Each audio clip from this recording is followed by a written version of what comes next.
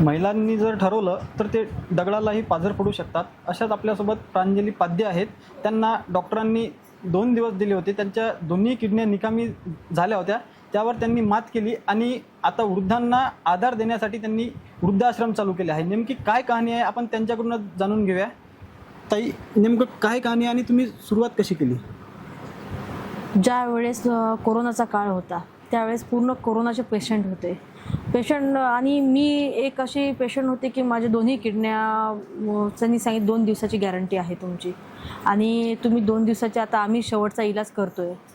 पण काय परमेश्वराची साथ आणि त्यामुळे माझी एवढ्या मोठ्या आजारामधून माझी पूर्णपणे आज मी पूर्णपणे नील आहे. एवढ्या मोठ्या आजाराची मात केली आणि पूर्णपणे नील असल्यामुळे माझं जे पुनर्जन्म झालेला आहे ते पूर्ण असं की जे अनाथ आहेत, ज्यांना कोणी नाही आहे, अशांसाठी जगायचे.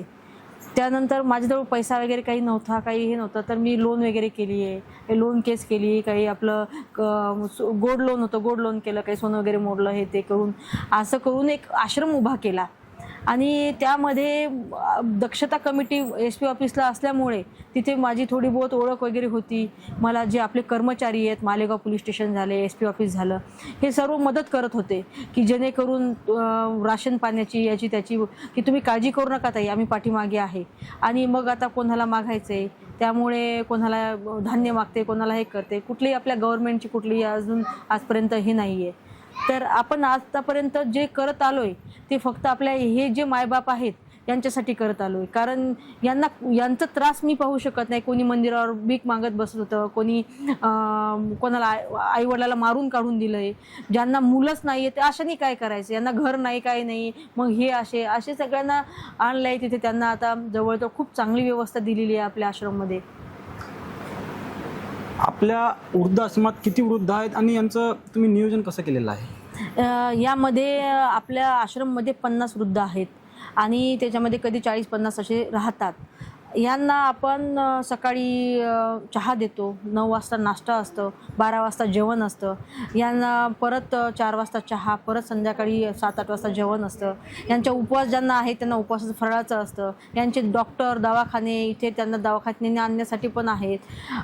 काही डॉक्टर टीम आहे की ती आता सध्या मदत करण्यासाठी उतरलेली आहे. जसे आपले साबूसाहेब आहेत याचे, ते सुद्धा आहेत. तर असे आपले जे आहेत असे सर्व मिळून आता मदत करून राहिले. पण याआधी जो संघर्ष करावा लागला यांच्यासाठी की डोर टू डोर जाऊन मला की नाही आम्हाला मदत करा, आमचं आश्रम आहे.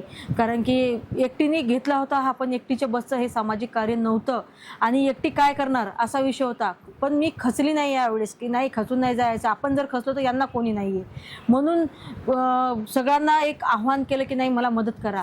आणि त्यामध्ये खास करून पोलीस स्टेशनवाल्यांना सांगितलं की त्यांनी पूर्ण गावामध्ये फोन लावून हे करून की किराणा भरा, कोणी काही करू लागा. इथे ॲक्च्युअलमध्ये खूप संघर्षमय जीवन जगत आहेत आणि यांना आज खूप छान प्रकारे अशी व्यवस्था झालेली आहे. भाजीपाला आपल्या इथे आहे, 150 फ्रूटचे झाडं लावलेले आहेत. त्यांना RO फिल्टरचं पाणी प्यायला आहे. त्यांना अशी कुठलीच कमी नाही की त्यांनी घरची आठवण येईल किंवा कुठे आपण बाहेर आहो, ते एकदम घरच्यासारखे राहतात इथे. आणि मला आज आईवडीलचं मला ते प्रेम देतात की जेणेकरून मला ते खूप मोठं मिळालं आहे की ते मला आईवडिलासारखं मला त्यांच्याकडनं प्रेम मिळत आहे. आपण काही अनाथ मुलींचेही लग्न लावले आहेत. नेमकं किती अनाथ मुलींचे लग्न लावले आणि काय याच्यासमोर? आपल्या ज्या मागासवर्गीय आहेत, ज्या महिला विधवा आहेत, ज्यांना कोणी नाही आहे, ज्या परित्यक्त आहेत, अशा महिलांचे आपण लग्न लावलेत. ज्यांचे आता मिस्टर वारल्याच्यानंतर घरातही कोणी ठेवत नव्हतं, अशांना आपण हे केलं. अशांना स्वखर्चाने माझ्या घरी लग्न लावले. आता एक मुलगी आहे, तिचं जवळजवळ 15-20 दिवसानंतर आपण लावणार आहे, आश्रममध्येच लग्न लावणार आहे. अशा 7-8 मुलींचे आपण आत्तापर्यंत लग्न लावले.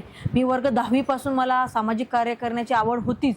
पण ज्या वेळेस मी या सगळ्या संघर्षातून मी वाचली आहे तर त्यावेळेस मी असाच निर्णय धरला की इथून समोरचं माझं जे आयुष्य आहे, ज्यांना कोणी नाही यांच्यासाठीच मला जगायचं आहे. तुम्ही हे जे सर्व करता यामध्ये तुम्हाला काही शासनाची मदत मिळते का किंवा तसा काही प्रस्ताव दिला आहे का शासनाला? नाही, आत्तापर्यंत शासनाची कुठलीही मदत आलेली नाही आहे.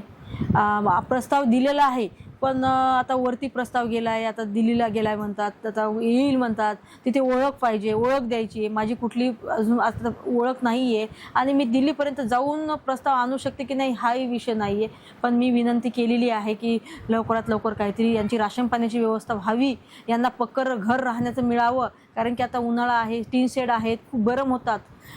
तसं मी मागत आहे की काहीतरी आपले कूलर हे ते सगळं थोडंसं हे व्हावं सध्याच्या लेवलवर, कारण की बिमार पडायला नको गरमीमुळे.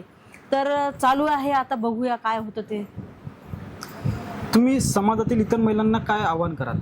मी समाजातील इतर महिलांना हे आवाहन करेल की कितीही संकट असो, कितीही काही असो, की सक्षमपणे उभं राहायचं. आपण एक महिला असं खचून जायचं नाही की आपण काय करू शकत नाही, पण आपण काहीही करू शकतो. आणि हार कधी मानायची नाही जीवनाशी. कितीही संकट आलं तर ही वेळ निघून जाईल, समोर वेळ चांगली येईलच.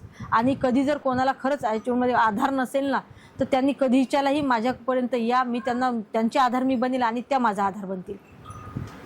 तर ह्या होत्या अंजलीताई पाध्ये. यांनी सांगितले की कितीही मोठे संकट आले तरी हारून जायचे नाही. सचिन राणे, LS मराठी, वाशिम.